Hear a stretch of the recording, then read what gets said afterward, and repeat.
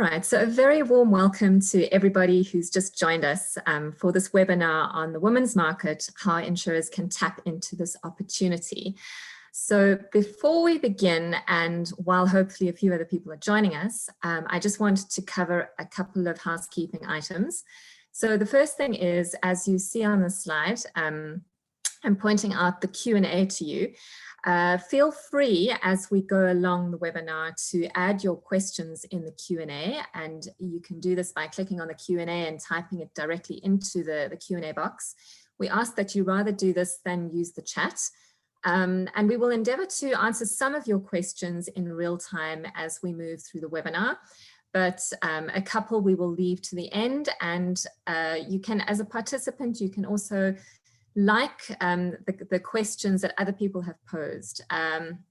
Today we don't have a lot of time, we just have 1 hour, so we will prioritize the questions that have the most likes. So if you see other questions and you are curious to know the answer, please like it, and you can like it by clicking on the thumbs up. And so next, I would like to introduce our fantastic panel that we have for you today.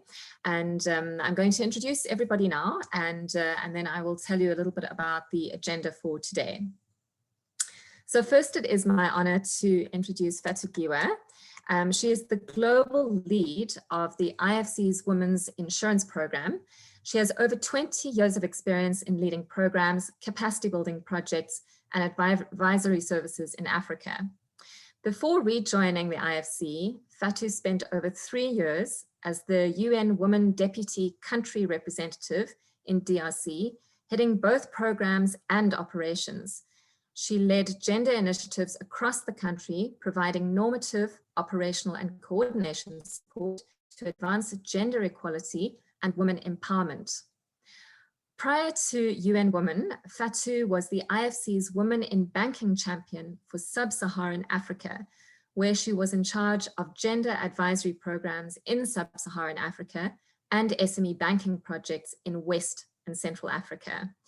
Fatou has also held various positions in Chad, Mali, and Senegal. Next, I would like to introduce Craig. Craig is the chief of the Social Finance Program and our team leader at the ILO's Impact Insurance Facility.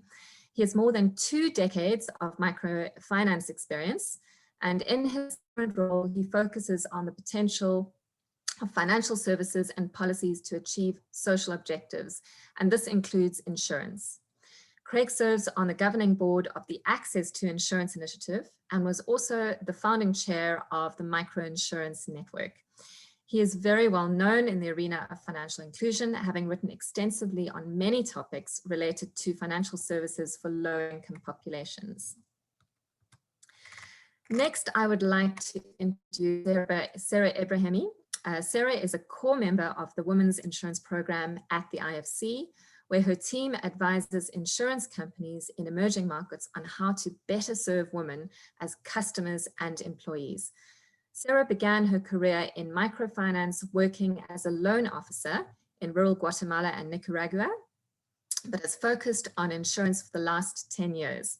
She has worked in a variety of capacities in the industry, ranging from helping insurers designing new products to authoring reports on how regulators can promote access to insurance, to provide technical advice to insurtech startups. Prior to joining IFC, she was a microinsurance specialist at the Inter-American Development Bank's Multilateral Investment Fund. So we welcome all of our 3 speakers. I'm going to be facilitating today. So just a brief introduction to myself. I'm a UK qualified actuary, and I've been providing technical support in our projects at the Impact Insurance Facility. I've been working for over 20 years and mostly in actuarial consultancy in Europe, Africa, and Asia. And I've been working on inclusive insurance since 2008. Before working at the ILO, I worked for Milliman and PwC.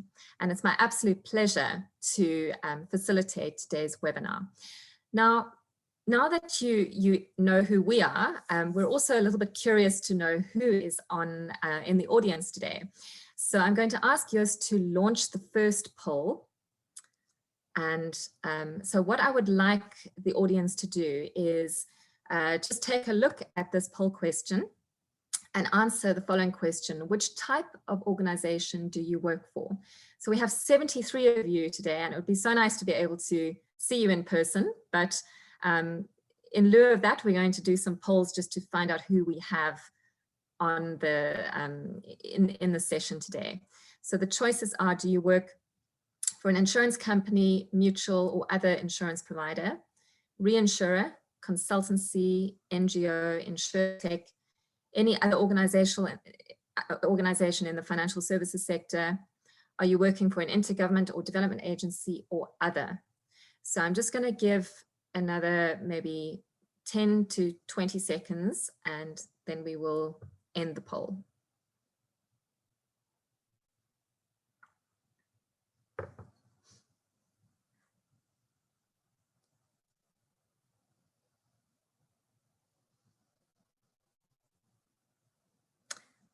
Okay, Joost, you can end the poll. Okay, great. So we have quite a wide spread of people from all across the insurance industry. As you can see, you should be able to see the results on your screen. We have good representation from insurance providers, consultants, also intergovernmental or development agencies, and a number across the other categories. So thank you very much for doing that poll. And Joost, if you can launch the second poll, we'd like to know where you're working. So if you could tell us, just take a few moments to answer the poll. In which region does your organization operate? And you can select all that apply. So I can see many of you are answering.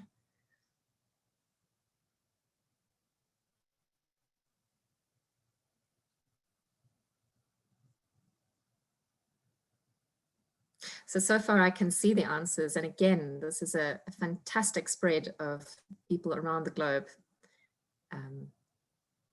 which is one of the bonuses of webinars.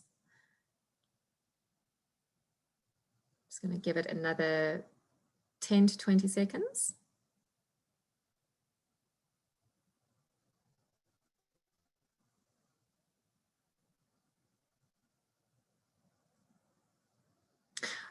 Okay, Joost, you can close the poll and share the results. And Africa is the winner. We have 63% of our participants coming from Africa, but really good representation from all other regions around the world. Second, we have Asia and Pacific. So that's really great. It's a truly international audience today. Thank you very much for answering those polls. Okay, so let's have a look at the agenda for today. So first of all, Sarah is going to start out with sharing a deck of slides with us on the women's market. She's going to be covering the business case, what we currently know from the research, and potential for the future with the women's market. After Sarah, we're going to hear from Fatou and Craig about more about the IFC and the ILO and the importance of focusing on the women's market. And then after that, I'm going to tell you a little bit more about our plans for the future with this community of practice that we mentioned in the email that you must have received. After that, we will look at the Q&As that haven't, the questions that haven't yet been answered. So Sarah, over to you. Good morning, good afternoon, good evening, everyone. Thank you so much for that warm introduction, Lisa, and for getting us off to a great start today. My name is Sarah Ibrahimi, and I'm, of course, a member of the IFC's Women's Insurance Program, and I'm based here in Washington, D.C. As you know, we've had a very exciting month here in Washington, so I hope that wherever in the world you are, you find yourself well, healthy, and in good spirits. So as Lisa said, I'm a member of the Women's Insurance team. I'm going to start sharing my slides now. Let me just confirm that that's okay.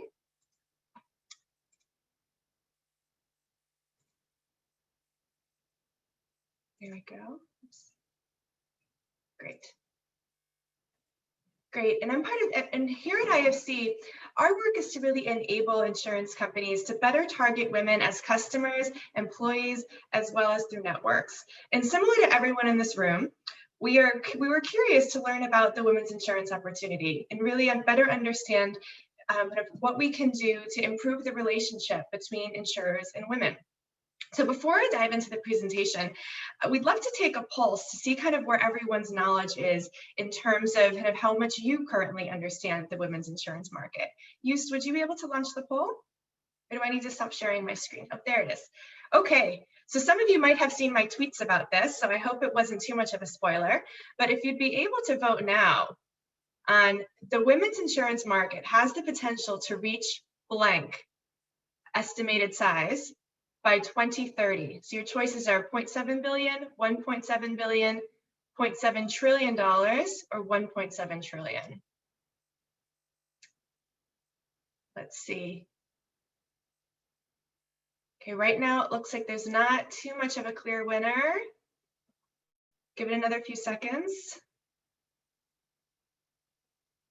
Okay, great. Well, I'm proud to know that my presentation will not go to waste because the answer that won the majority, 1.7 billion, is not the correct answer. It is indeed much larger than that. It is a $1.7 trillion opportunity, and I'm very excited to share more details on that today. Use the next poll, please. Okay, so of this opportunity, what percentage is expected to come from emerging markets? We've got 15%, 35%, 50%, or a whopping 70%. Okay, it looks like the crowd favorite is 70%. A couple more votes coming in.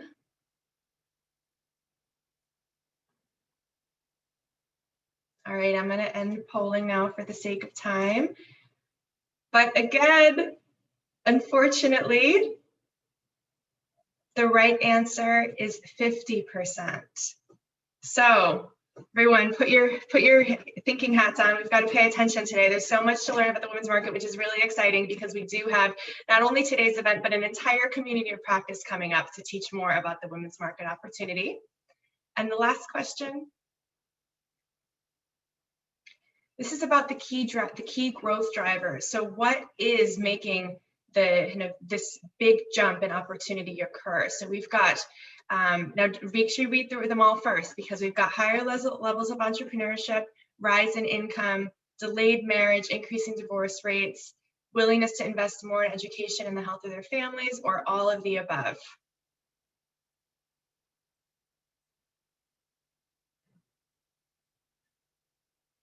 Okay. Okay, great. Well, all of the above is the correct answer. So almost 75% of you got that one right. So very proud to see that. And I'm excited to now be able to jump into the presentation so that we really can use our time today to really whet your appetites and start sharing a bit more about this opportunity and how we came to learn what we've learned about the women's insurance market, as well as where we're going in the future along the way. So where did we begin? Well, back in 2015, IFC embarked on this journey alongside with AXA Group in Paris and Accenture Consulting to co-publish the She for Shields Insure Women to Better Protect All report.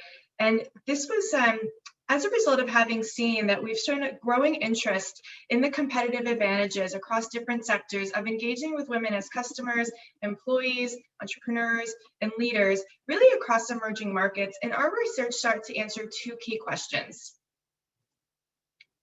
We sought to answer what can be done to better target women as decision makers on their insurance purchases, and how can we proactively incentivize women to become part of the sales force?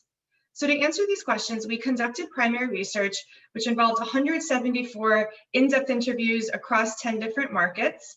The markets are the ones that are highlighted there on the map. And we met with the insurance industry, brokers and agents, women customers, insurance associates, regulators, academic researchers. And we also conducted a lot of secondary research and global literature review on the overall topics of gender, insurance, and development, and how those interacted. So what did we find? Well, first and foremost, we found this tremendous opportunity, and as we saw, this $1.7 trillion. And the estimated 2030 annual premium value is predicted to grow to approximately twice of where it was back in 2013, which was the data at the time when we did the report. And as you saw in the poll, over 50% of this growth is going to come from emerging markets. And emerging markets, they're expected to grow from the current estimated size of 98 billion all the way up to potential 874 billion in 2030. And so we'll explore some of the social and economic factors that are driving this growth in the coming slides. But the report also revealed several trends and insights about women's relationship to insurance. It identified 8 tipping points in their lives when women need to be protected, and that insurance coverage really can step in to provide critical support for them, such as when they enter the workforce, when they get married, when they have their first child, and of course, divorce. The report also found that there's a growing number of women entrepreneurs, which is not a surprise to anyone that's in this webinar. But again, the majority of them lack capital and of course, risk protection that helps them from expanding and growing those businesses. It also found that by targeting women at different points in their life cycle, insurers are able to diversify their portfolio and boost their profits. So additionally, women have a natural ability and tendency to establish longer term relationships. And so this is really important in the insurance industry, of course, because of improved client retention and increasing cross-selling opportunities and uptake. So before we tap a little bit further into these insights, let's look a little bit more into what's driving behind that opportunity. So for everyone that answered all of the above in the poll, of course you got that right, but there are even more factors than what was listed in the poll. We saw that women, they're better educated, more are getting tertiary education. They're more are working, they're earning their own income. There's higher entrepreneurship levels among women in some markets compared to their male counterparts. And of course, incomes across the board are rising.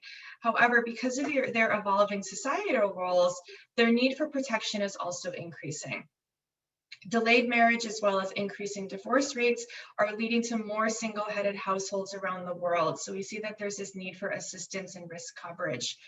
Women have longer life expectancies when compounded with existing gender pay gaps, their need for protection and that of their family also increases. Found that women are more willing to invest in the health and education of their families.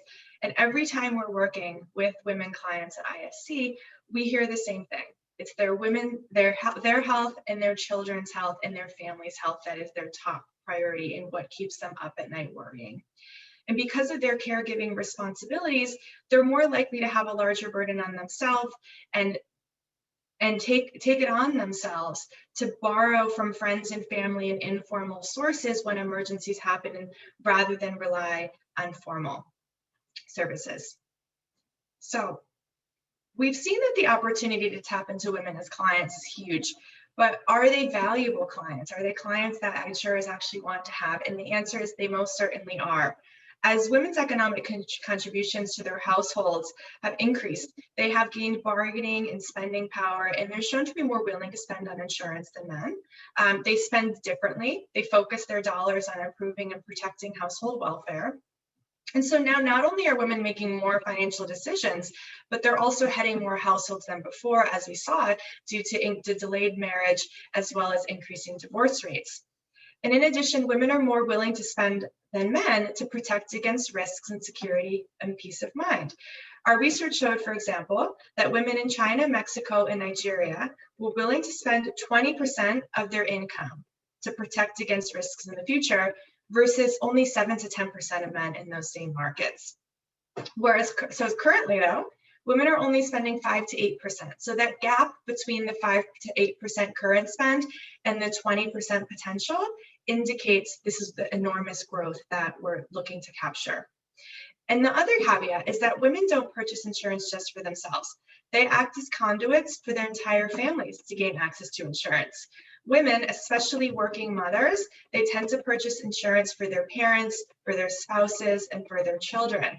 And so since women are conduits for the entire family, by targeting women clients and cross-selling, it becomes less expensive and time-consuming, and multiple products are able to be sold through just one person versus having to reach out to multiple individuals. And so not only are women a promising economic opportunity because of how they spend, their behaviors and roles in their households also make them very attractive clients. Academic studies have shown that women are less likely than men to engage in fraudulent claims, which is an issue for insurers, and women are also more loyal clients than men. One study found that women are 8% less likely than men clients to change their insurance providers. So in addition to being more honest and loyal, women are also great brand ambassadors, and they're often strong advocates for the brands that they love, and they're more likely to give frequent referrals, and they also like to seek advice from each other compared to men. So we know what women think about the insurance, why women need insurance, but what do they think about the insurance industry? Well, it's not all bad, it's not all good. We've done a lot more research in this area, and we're excited to share those insights in the upcoming community of practice. But at the time that She for Shield was published, across the 10 markets that we focused on there, we found that there really is mixed opinion, of course. We heard from women in Nigeria, for example, that they feel insurers to be elitist and old-fashioned, and that insurance is only an option for the rich. We've been told that insurers are untrustworthy, especially when it comes to claim settlement.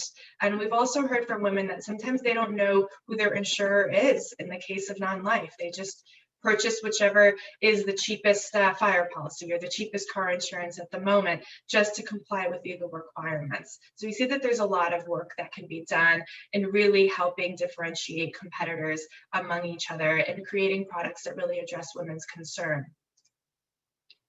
And when it comes to agents, one thing came out loud and clear. Women want to feel like their agents are trusted sales advisors, not just pushy salespeople. They want someone that they feel really listens to their concerns, creates customized recommendations, and are not just pushing whatever the product of the week with the highest commission is. Personal referrals also carry a very heavy weight in the industry, and they prefer dealing with agents that come recommended by friends and family. And women prefer to interact and meet with an agent while getting to know them, but then they're fine to have follow-ups using digital methods going forward. So what do women want from insurers? Well, women want more than products that are just renamed and sold to them, which is just business as usual. They want recognition from insurers that their needs are different than men's. Women are multifaceted in their roles inside and outside of the home, and they want to be recognized of that and have solutions that suit them and save them time. They want good value products that save them money, as well as tangible benefits that remind them why they should stick with this insurer. And they like to be informed decision makers who don't feel rushed when they're gathering information or bombarded with jargon. And they want to feel like their insurer is a trusted source of advice that can help them better manage their lives. So what can insurers do to unlock this potential? That's why we're all here today and why we hope that you join our upcoming community or practice. Well, we've all heard the saying that you can't improve what you don't measure. So it's essential to begin taking a baseline to understand where insurers are today by doing a gender disaggregation of their portfolio.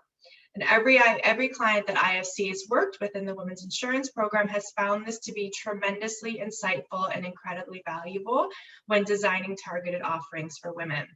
So before designing solutions, you need to understand women's pain points, and this is done through in-depth, thorough market research, paying particular attention to women in various segments, as their needs are nuanced based on life stage, as well as geographic location. And of course, go where your customers are. We saw that by increasing the number of women sales agents, it can yield great results, but also incorporating digital tools and building partnerships is a great way to go. However, it is 2021 and we can't ignore what happened in 2020. So what happened in 2020? Of course, COVID-19 absolutely changed our lives and also changed the industry. The economic impact of COVID-19 pandemic has been devastating across the globe. Emerging evidence suggests that the crisis also has had a disproportionate impact on women compared to men. And even before COVID-19, women were more likely to lack access to financial services. And this disproportionate unemployment in the informal sector meant that women had even less access to formal insurance. So IFC and our next webinar that's coming up, so I'm going to plug it very early on March 3rd. Mark your calendars, same time. It's going to be a same format between IFC and ILO, but we're going to be really digging in deeper into how COVID-19 has impacted women. And IFC published a guidance note back in June, the one that's published on the screen there, COVID-19 and why a gender-sensitive response matters. That report goes very much in depth to it, and we're excited to be able to put on a webinar next month to really help share some insights from insurers that have worked in the industry. I'm close to going over time, so I'm going to sign off for now. I'll share some links in the chat to different reports that I've mentioned, and very much look forward to seeing all of you not only on March 3rd at our next webinar, but also interested in joining our community practice to continue learning more. Thank you. Brilliant. Thank you, Sarah. That was really fantastic, a whirlwind tour through the highlights from your research. And I think what's so exciting about the work that you've done is that it's given us a really solid foundation to work from. And I think that just based on these very scientifically researched results, we have a lot of information now that we can use to take us to the next step, working with potential partners who join the COP. So next up, I'm going to ask Fatou a few questions. So Fatou, if you would like to unmute yourself and turn on your video so we can see you. And hopefully you should also be seeing my shared screen. So Sarah, I can see it. Thumbs up. Ah, there you are, Fatou. Can you see your slides? Yes, Lisa, thank you. Excellent. So welcome. So I have a couple of questions for you based on some of the things that Sarah said, but also just, I'm sure the audience will want to have a little bit more information about the IFC and the IFC's Women's Insurance Program. So can you start out just telling us a little bit more about this program that you are leading? Thank you so much, Lisa. Hello, everyone. I trust 2021 is off to a good start. Where I come from, we can wish Happy New Year until the end of January. So we still have 3 days to go, and I just want to take this opportunity to wish everybody a happy, healthy, and prosperous 2021. I also want to thank all the participants of this webinar, and very excited today to discuss IFC, its Women's Insurance Program, and our partnership with the ILO. In launching a community of practice for these much important markets.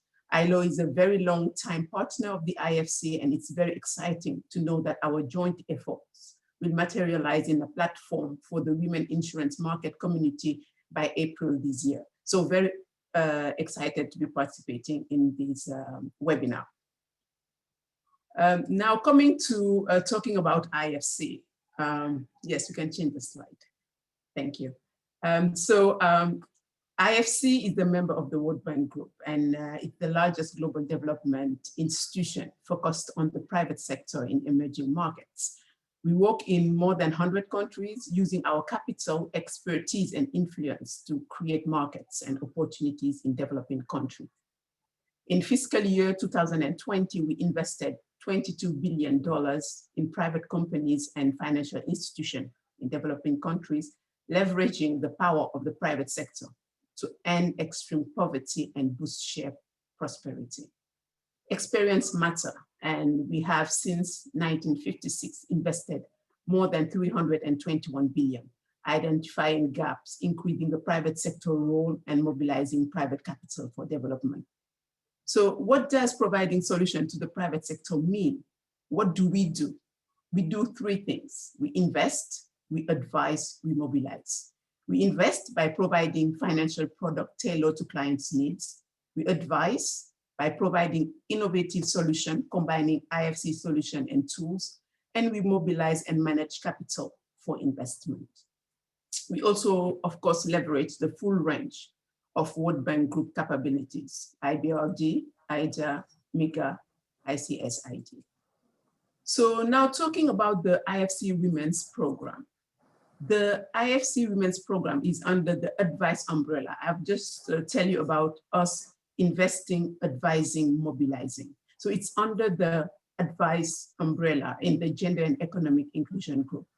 And it's an initiative that look at both the supply side and the demand side. So what do we do? On the supply side, our initiative improves insurance companies' ability to serve women better. And on the demand side, we raise women's understanding of insurance and their access to better financial solutions. So gender protection gap, we want to reduce that. Sarah has just presented you the business case of the program with the She for Shield report's finding and recommendation. So the IFC Women's Insurance Program has been launched to implement the recommendation of the She for Shield report. And the beginning of the program at the beginning of the program in 2015, IFC up to today has partnered with 7 insurance companies in Africa and in Asia to pilot women specific approaches. So the program is built on a comprehensive strategy informed by gender disaggregated data. It's important to be able to measure market research and tailor customer value proposition. And it's based on the insurer's current product offering and any existing initiative to reach women. So the work is also substantiated by in-depth customer research and partnership opportunities. It's also very important to note that human-centered design methodology is used throughout the 24-month engagement we have with the clients. And we have different modules that are run through those 2 years. And some of it will cover understanding customer needs, their preference, their constraint, and that is done through the market research, developing customized solution for various segments to address specific needs, developing various channels to deliver the product service to women customer in a more convenient and cost-effective way.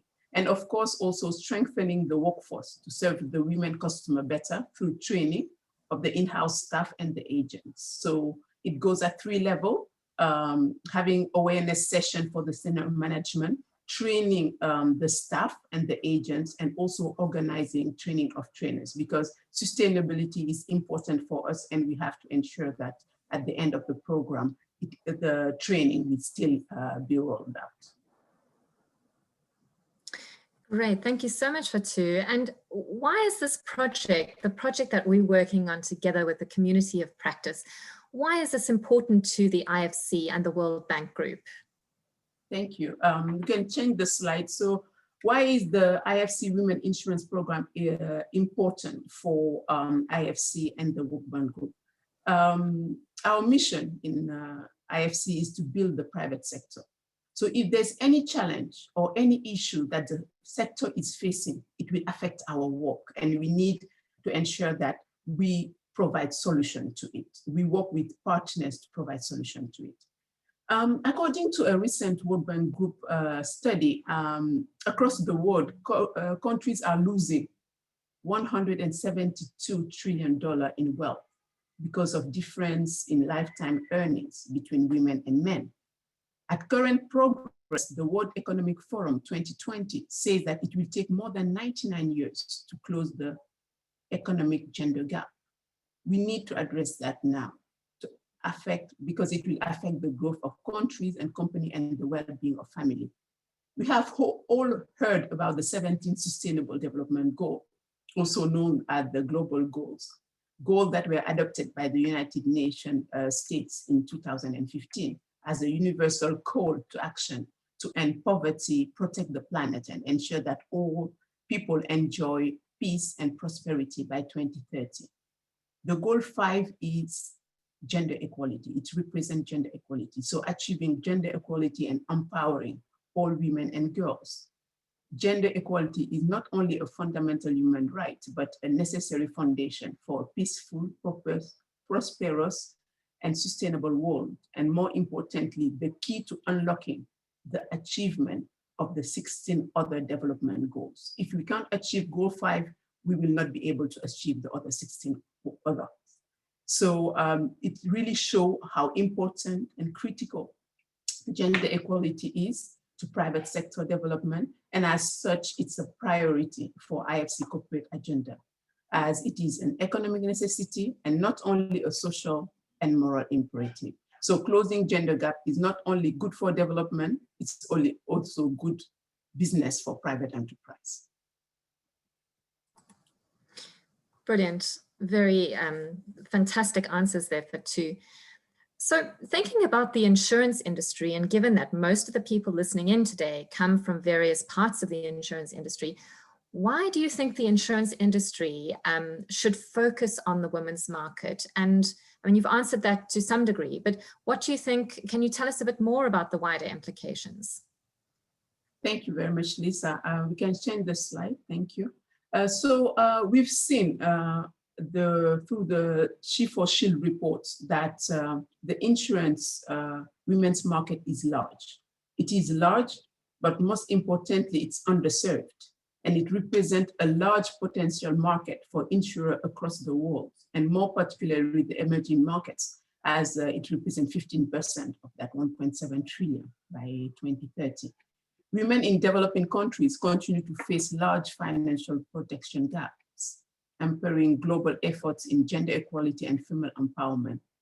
The research indicates that the protection needs of women are not being met by insurance companies, and there is a need for intervention. So greater coverage for women will help diversify portfolio of insurance firms and boost their profits. Women's market is about profitability, supporting gender diversity in insurance company business for customers, for suppliers, agents, staff, and also for shareholders.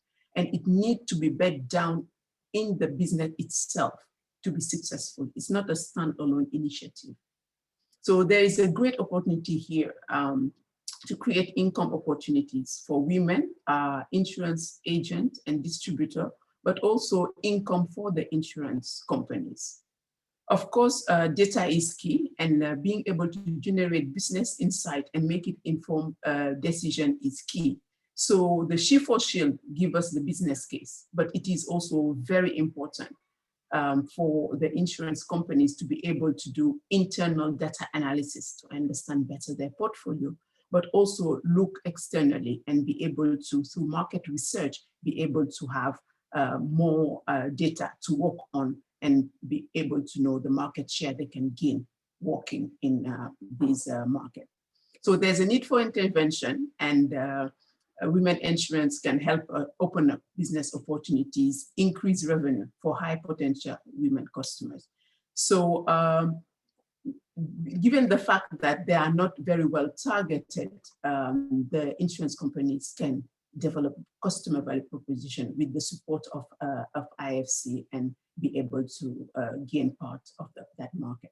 So collaborating with IFC to address the insurance needs of women can be a key business differentiator and a critical contributor to achieving strategic priority, which means increasing growth, penetration, profitability for the insurance company. So with the Women's Insurance Program, the insurance company can position themselves to become preferred insurers for women in their market, in addition of being a thought leader on how insurers can better address women's needs. And we hope that in that regard, the participant companies to this webinar today will be excited to join the community of practice that we'll be launching in April with ILO. Thank you, Lisa. Wonderful. Thank you so much, Fatou. So I mean, just in a nutshell, this is such a win for everybody. If we focus on the women's market, it's a win for women. It's a win for those who are in the insurance industry and society at large. So there are many different dimensions to this, and thank you for your really rich answers. So now I'm actually going to turn to Craig and ask him some very similar questions. So Craig, if you can unmute yourself, and can you tell us, Craig, can you tell us a little bit more? I mean, many of us already know about the Impact Insurance Facility, but for those who have dialed in and don't know, can you tell us a bit more about the ILO and the ILO's Impact Insurance Facility? Thanks, Lisa. Yeah, so the ILO is the International Labor Organization. It's a UN agency that actually predates the UN, which is kind of fun. Created in 1919 out of the Treaty of Versailles that ended World War I. And within the ILO, I work in the social finance program, where we look at how the financial sector can contribute to the ILO's broader agenda of creating decent work. So Fatou mentioned the Sustainable Development Goals. This is SDG 7, the decent work agenda. And what we're looking at here is how the financial sector, so banks, insurers, investors, what they can do to create more and hopefully better jobs. And in that context, having the right protection is an important part of the better piece. And that we want to make sure that all people have access to relevant protection, both in terms of social protection benefits through government schemes, as well as available through the private sector to supplement or complement what might be available from the government. So within social finance, we have this program called the Impact Insurance Facility, where we are specifically looking at insurers and seeing how insurers can enhance their product offering to unserved or underserved market segments. And we've been doing this for more than a decade now, partnering with insurers to test new products and processes on the ground, and then to document what works and what doesn't work so that we can extract those lessons and to share those more broadly with the industry at large. And one of the tools that we've used is this tool of a community of practice, where we bring people together who are innovating, who are trying new things that others hadn't done before, or they hadn't done before, and to learn from each other's experiences, because it's sometimes hard to innovate and try things new on your own, but if you're doing it, working on similar things with other organizations that are also working on similar things, it can really be mutually beneficial to be able to benchmark yourself or to sort of support each other in that journey. Wonderful, thanks, Craig. And can you tell our listeners why this project, this community of practice that we are doing jointly with IFC, why is this important to the facility and the ILO? So, for us, we're excited to partner with the IFC Women Insurance team, because they bring a different set of expertise and experiences than we've been working on. We've been focusing primarily on, when we talk about underserved market segments, it tends to be mostly low-income people, smallholder farmers, micro entrepreneurs, and within that, there's quite a lot of women as well. But what we want to do in this project, and we're excited to do, is to sort of reshape the lens and look more broadly at the women's market in general, not limited necessarily by socioeconomic status or geography or business sector, but more thinking more generally about how to serve women more effectively. You know, one of the biggest concerns that we have is, you know, how do we think about risk and how do we help people to manage risk more effectively? And when you look at it from that perspective, women are exposed to quite a bit different and more risks, I'd say, than men. I mean, I think Sarah did a nice job of summarizing all of the issues related to women's vulnerability to risk. And in that context, in order to enable women to fulfill their potential, we need to make sure that they've got that safety net built in to make sure that they can be protected from falling into poverty or back into poverty, or to assist them to be able to then catapult forward along the economic path. Great, thank you, Craig. And one last question, it's the same question I asked her too. Why do you think the insurance industry should focus on the women's market, and what are the wider implications of doing this? Yeah, so Fatou gave you such a brilliant answer. I think I would just like to replay what she said, because I would agree 100% with the way she articulated it. I think typically what you find in the insurance industry, insurance is very much a male-dominated industry, and it's got a lot of sort of legacy systems and processes and approaches that, I'm making a generalization, but that leads it to be sort of thinking along more sort of traditional paths. And in that context, I think the insurance industry in many countries has really been focusing on the male market or on a non-gendered market, and really has not given consideration to the opportunities from the business perspective or the exposures from the demand side that women represent. So I think this is a great opportunity to rethink, to maybe take away some of the traditional ways of thinking and approaching it and trying from scratch to reconsider a new market opportunity. Wonderful. Thank you, Craig. So those were my questions for both of you. Thank you so much. I'm going to go back to sharing my presentation. So hopefully it should come back up. And so hopefully you should see my screen. I can never see on my screen whether I'm actually sharing it, but hopefully you can see it. All good. You just want to put it in. There you go. I'm just going to switch this around. So, okay, you should now see it full screen. Yep, good. Great. Okay, so based on everything that you've heard, all of our speakers have mentioned the COP. So I wanted to tell you before we move on to the Q&A, just a little bit more about the COP. So the plan is that we are going to launch this in April this year. And you might be asking, well, who is it for? You know, we have a mix of people on this webinar. We really want to focus on insurers, reinsurers, and other insurance providers who plan to better serve the women's market.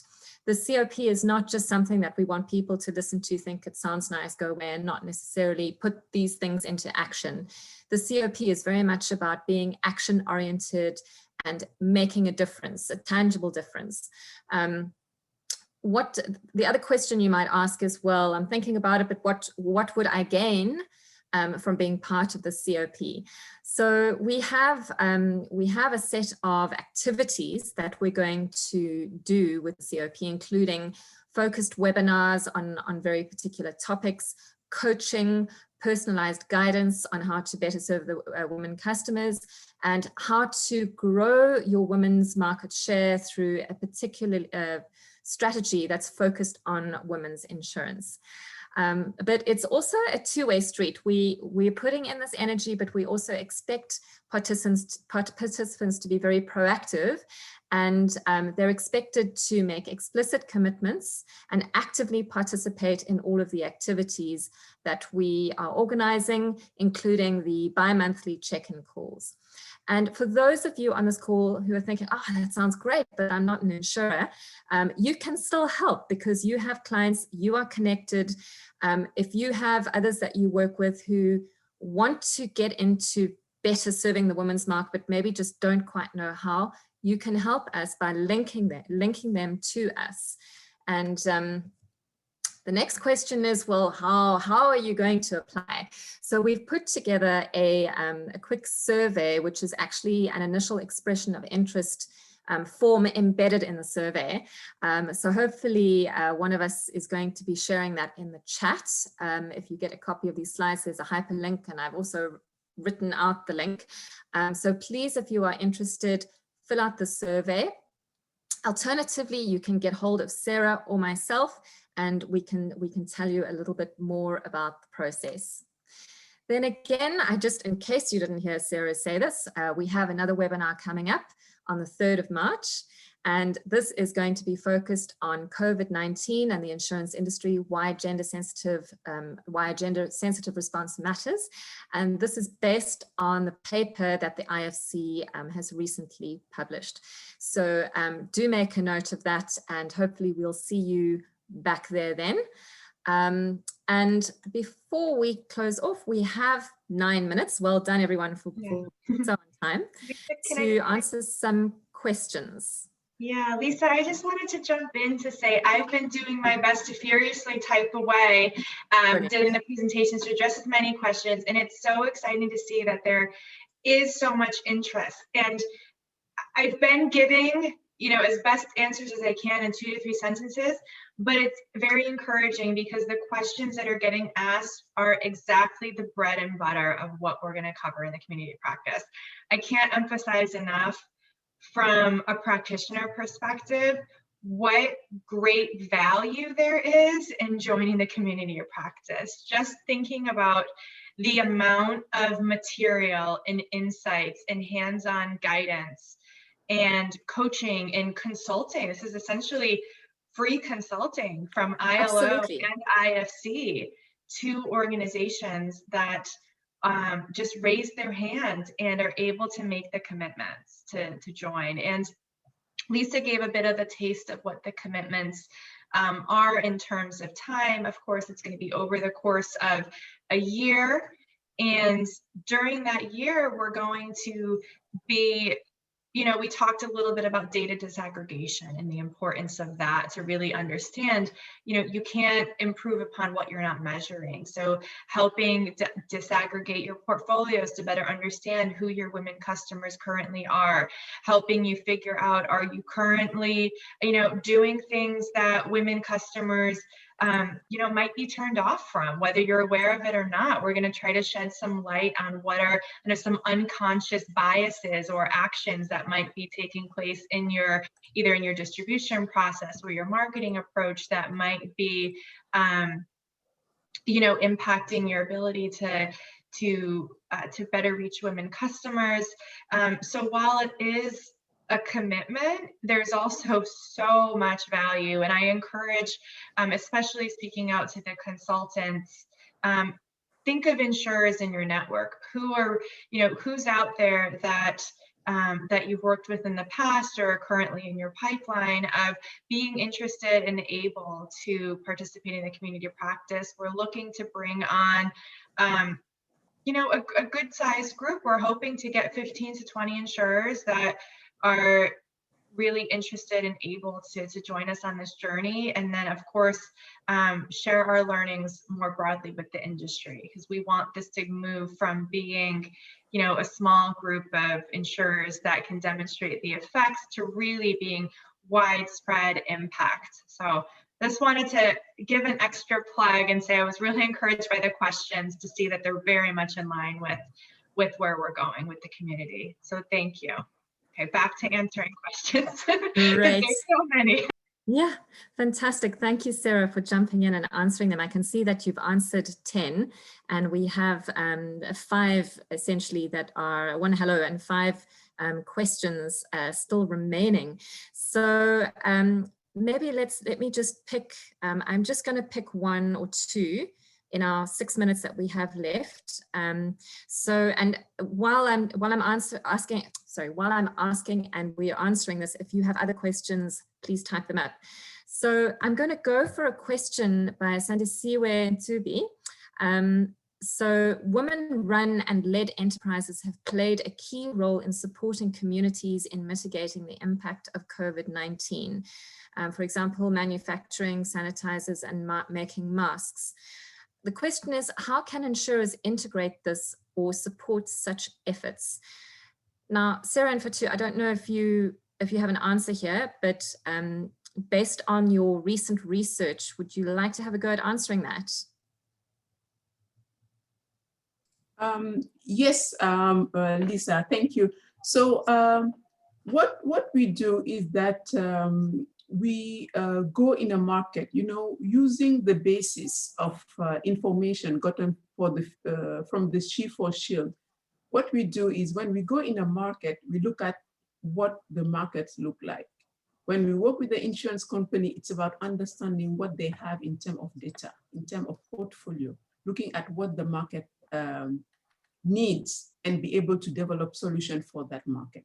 So it is more of a demand-driven kind of approach rather than a supply-driven type of approach. So if the market has interesting groups and may be interested in having a collective type of product, it's something we can look at with the insurance company we'll be working on. But it needs to first, we need to first demonstrate that it is something that is interesting in the way that it can bring revenue for the insurance company, and it can also have some impact with the beneficiary. So just saying that it's more about demand driven, the needs that the market will come back, will show us from the result of the market research, and also the internal data, which we get by doing the data mining of the portfolio of the insurance company, rather than